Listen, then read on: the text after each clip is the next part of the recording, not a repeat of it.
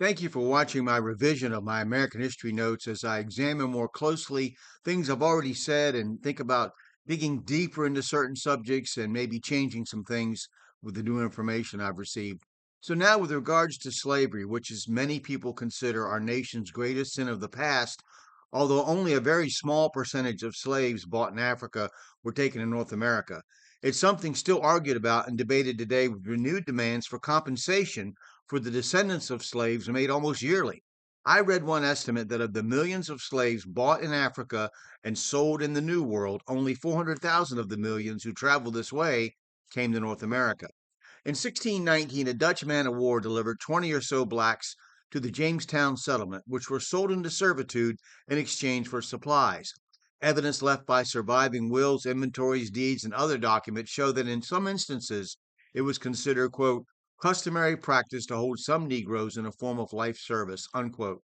It should be noted that by examining these documents, it was also found that some blacks were able to hold on to their initial status of being indentured servants, thus eventually gaining their freedom. Now, Samuel Eliot Morison tells us that there is some indication that these first blacks brought into Virginia or Maryland could be held as slaves for life or until they were baptized as Christians, for it was church doctrine, both Protestant and Catholic, that only pagans could be enslaved.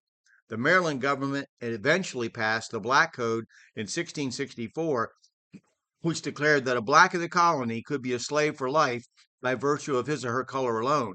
A law of 1671, which followed a similar Virginia statute, stated that neither baptism nor conversion could affect a person's bondage or freedom.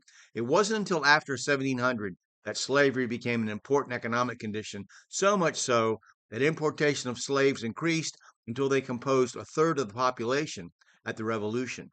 Now, slavery did not become firmly seated in Virginia until after 1681, when, according to the royal governor's estimation, there were 3,000 blacks and 15,000 white servants out of a total population of between 70 to 80,000 people. Included with the count of black people were a number of free blacks, some of whom had become wealthy. In Northampton County, there was a community of free blacks who had acquired hundreds of acres by the system of head rights. They imported slaves from Africa and servants from England to such an extent that the Assembly in 1670 declared it illegal for blacks to own white servants. These blacks had been emancipated by their masters, partly as a reward for faithful service, and partly because of the feeling that it was wrong to hold a man as a slave once he had converted to Christianity.